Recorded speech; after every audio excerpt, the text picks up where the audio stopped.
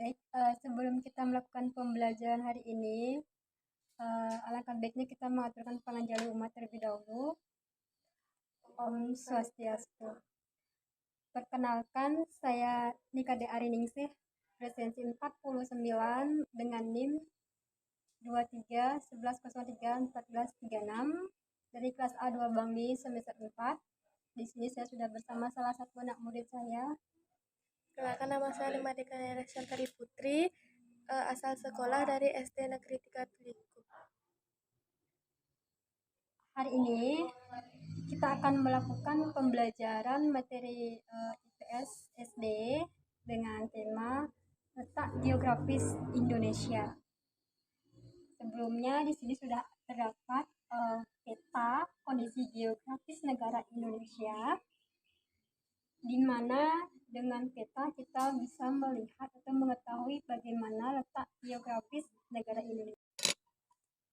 Sebelum kita membahas lebih jauh tentang letak geografis Indonesia, sebelumnya Kanaya itu pernah nggak membuat denah tempat tinggal atau denah sekolahnya? Nah, sama juga pada peta kondisi geografis Indonesia, saat kita membuat denah rumah, denah sekolah, dari sanalah kita bisa mengetahui letak suatu tempat, apa aja yang ada di sekeliling tempat itu. Nah, itu maksudnya. Dan peta kondisi geografis ini salah satu fungsinya itu adalah mengetahui bagaimana kondisi geografis Indonesia. Nah, itu fungsinya. Nah, di dalam peta ini banyak sekali unsur-unsur yang ada di dalamnya. Unsur yang paling jelas judul peta yang utama, misalnya Kanaya mau mencari atau melihat wilayah di Pulau Bali, itu judulnya peta Pulau Bali. Kemudian di dalam peta itu pasti terdapat arah mata anginnya. Ada utara, di bagian atas itu wilayah utara, kemudian selatan, barat, timur. Biar kebalik nanti carinya. Kemudian ada skala peta, skala yang digunakan untuk membandingkan wilayah di dalam peta dan wilayah sebenarnya atau wilayah nyatanya. Kemudian simbol-simbol titik. Selanjutnya itu ada legenda, tata warna, insert, garis. Nah, jadi itu beberapa unsur-unsur peta yang dapat kita lihat langsung pada peta yang asli. Kemudian manfaat-manfaat dari peta, salah satunya yang sedang kita lakukan sekarang. Apa yang kita lakukan sekarang? Untuk melihat tempat. Untuk melihat suatu tempat atau suatu wilayah, ya itu salah satunya. Yang kita lakukan sekarang kan melakukan pembelajaran. Nah, jadi manfaatnya yaitu digunakan sebagai media pembelajaran. Nah, contoh yang lain misalnya karena yang mau membuka suatu bisnis pariwisata, itu misalnya karena yang bisa melihat letak tempat yang tepat untuk membangun suatu bisnis itu dari sebuah peta. Jadi kegunaan selanjutnya itu untuk mengetahui keadaan suatu tempat, mana yang cocok, mana yang tidak cocok, bisa kita lihat pada peta. Itu maksudnya. Nah, jadi letak geografis Indonesia itu berada di antara dua samudra dan dua benua. Dua samudra itu samudra apa aja? Pasifik dan Samudra Hindia. Ya, samudra Pasifik dan samudra Hindia. Kemudian selain dua samudra juga terletak di dua benua, yaitu benua apa aja? Benua Asia dan benua Australia. Benua Asia dan benua Australia. Itulah kondisi geografis Indonesia atau letak geografis Indonesia lebih tepatnya. Nah, sebelumnya kita akan mengenal batas-batas wilayah Indonesia. Nah, jadi kita bisa melihat langsung pada peta ini. Kita lihat batas-batas wilayah Indonesia di sebelah utara. Kita lihat sebelah utara, ingat yang di atas. sebelah utara itu batas wilayahnya ada Thailand, Thailand, Malaysia, Brunei Darussalam, sama samudra Samudra Pasifik. ya, samudra Pasifik. Ini dia batas wilayahnya sebelah sini. Kemudian di sebelah selatan ada Australia dan Samudra Hindia. ya, dan di sebelah barat ada benua Asia dan samudra Hindia. Samudra Hindia di sini. Dan kita beralih ke sebelah timur. Di sebelah timur batas wilayahnya ada Papua Nugini dan Samudra Pasifik. Ini dia Samudra Hindia. Ini Samudra Hindia sampai sini ke sini, Samudra Pasifiknya sampai sini ke sini caranya nanti. Nah, itulah tadi batas wilayah Indonesia. Nah, dengan sebuah peta kita juga bisa melihat bagaimana kondisi.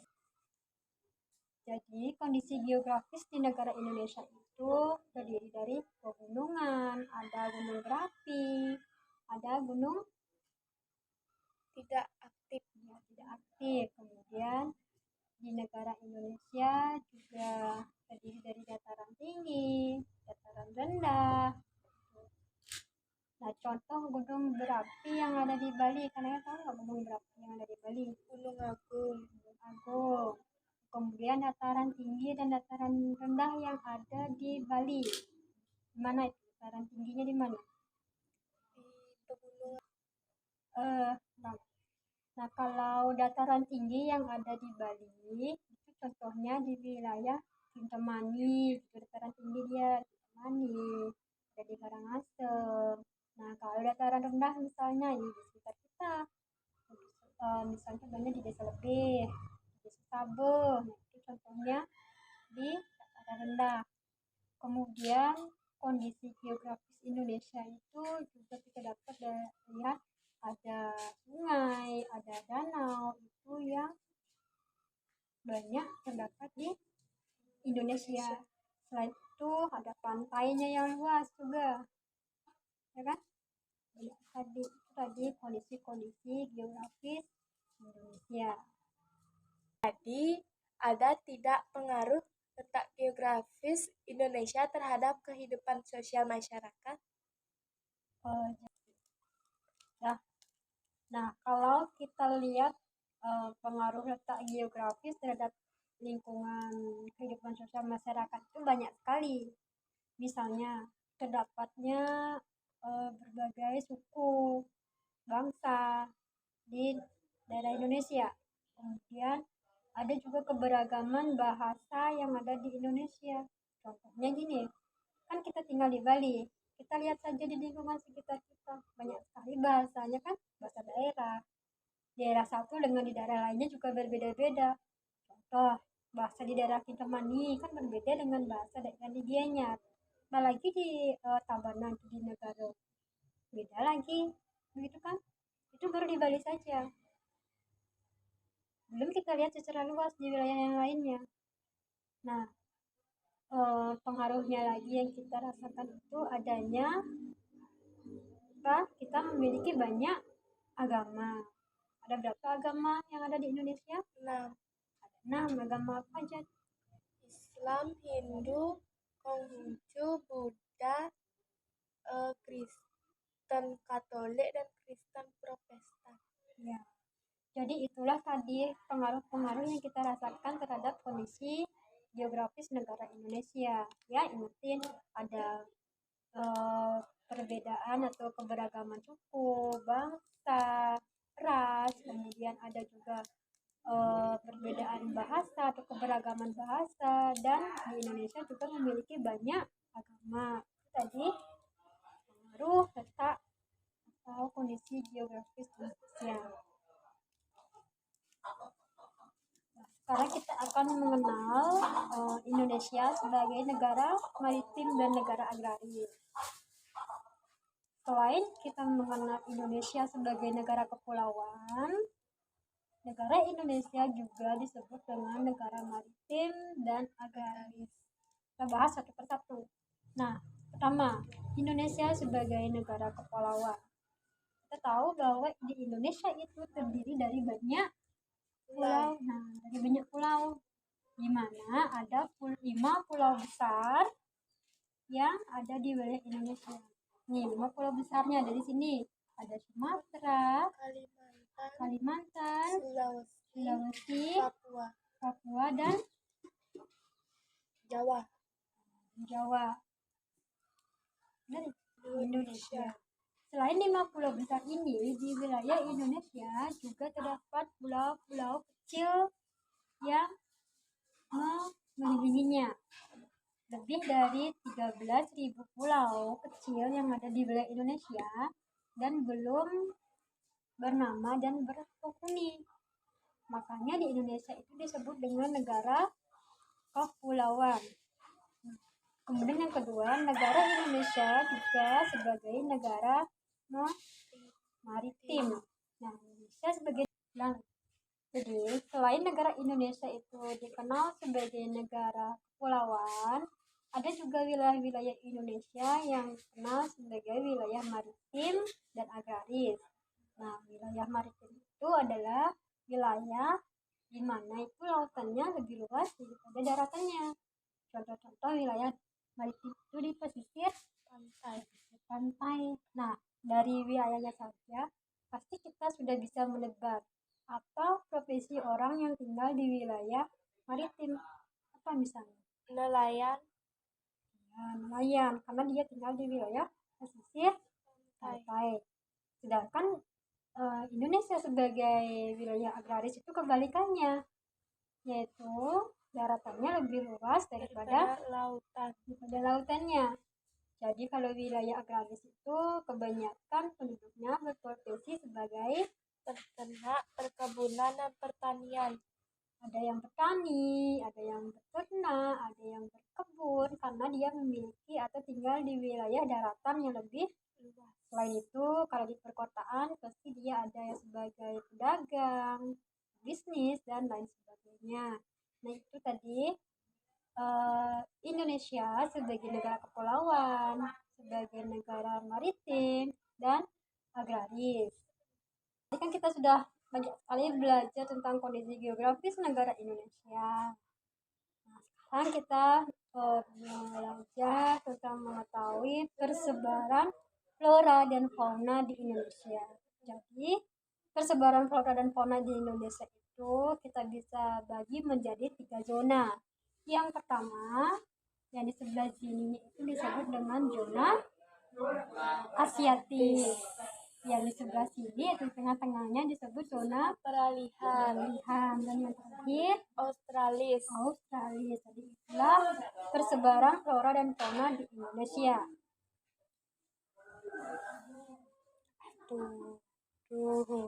Jadi yang pertama itu apa? Peralihan.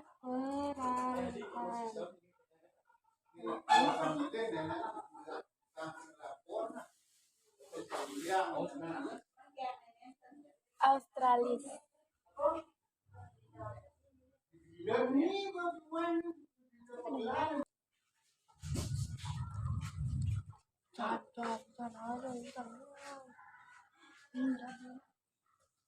Tadi 3 zona persebaran flora dan fauna di wilayah Indonesia, yaitu ada 3 zona. Zona Asiatis, zona peralihan, dan zona Australis. Nah, sekarang coba Kanaya jawab contoh-contoh flora dan fauna yang ada di masing wilayah zona tersebut. Yang pertama, cempaka kuning. Tulis sendiri.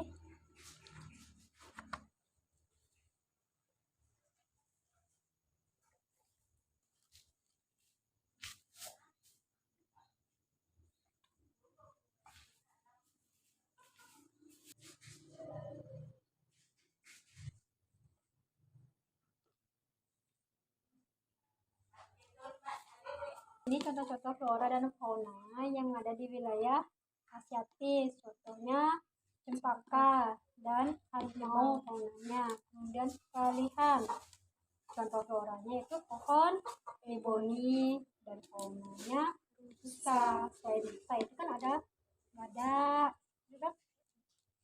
Kemudian di Australia ada pohon sagu, faunanya cendrawasih. Nah, cendrawasih atau burung cendrawasinya itu, burung cendrawasinya itu merupakan fauna khas dari wilayah Papua Nugini. Itu paling terkenal. Terus tadi flora atau persebaran flora dan fauna di wilayah Indonesia. Ingat ya, dibagi menjadi 3 zona. Australis, Kararihan, dan Australis.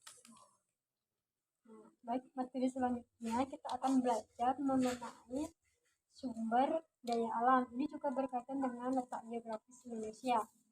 Ini sumber daya alam. Jadi sumber daya alam itu kita lihat menjadi dibagi menjadi 2, yaitu kita lihat dari sumber daya alam menurut jenisnya. Dibagi lagi menjadi 2, itu sumber daya alam hayati dan non hayati. Sumber daya alam hayati itu yang berasal dari tumbuh-tumbuhan dan hewan. Sedangkan non hayati itu sumber daya alam yang berupa hasil tambang. Nah, kalau contohnya tumbuh-tumbuhan dan hewan kan kita tahu sumber daya alam itu sayuran, misalnya kalau hewan daging, telur, kan begitu. Nah, kalau sumber daya alam hasil tambang itu kan berupa emas, perak, tembaga, nah itu hasil tambangnya. Yang kedua itu sumber daya alam dilihat dari manfaatnya. Itu juga dibagi menjadi 2. Ada sumber daya alam yang bisa diperbaharui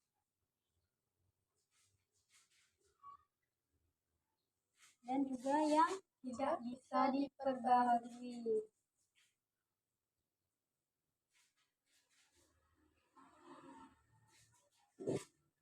Kemudian yang nomor 2 itu sumber daya alam menurut manfaatnya.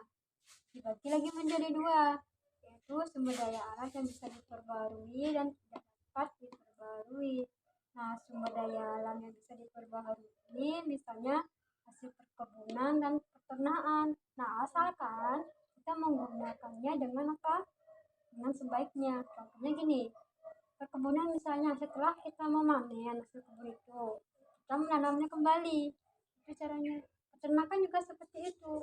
Ketika kita sudah mendapatkan bibitnya, itu misalnya peternakan sapi, babi, itu kan harus ada perawatan. Kalau kita bisa merawatnya dengan baik, pasti itu akan terus berkembang, tidak akan punah, itu maksudnya bisa diperbaharui terus. Nah, kalau yang tidak bisa diperbaharui itu ada berupa minyak bumi dia. Itu. Jadi ingat, sumber daya alam itu kita bisa melihatnya dari 2 jenis, yaitu dari jenisnya ada manfaatnya. Dari jenisnya ada 2 lagi, dari manfaatnya kita bagi menjadi 2 lagi. Itu. Jadi letak geografis Indonesia juga mempengaruhi sumber daya alam yang ada di Indonesia. Nah, untuk memperjelas pemaparan materi kita hari ini, terus mau mengajak Kanaya untuk pergi berkarya wisata ke daerah agraris, di mana wilayah agraris itu kan merupakan daratannya yang lebih luas ya. Nah, untuk mengetahui apa saja kegiatan penduduk di wilayah agraris, kita akan melakukan karya wisata.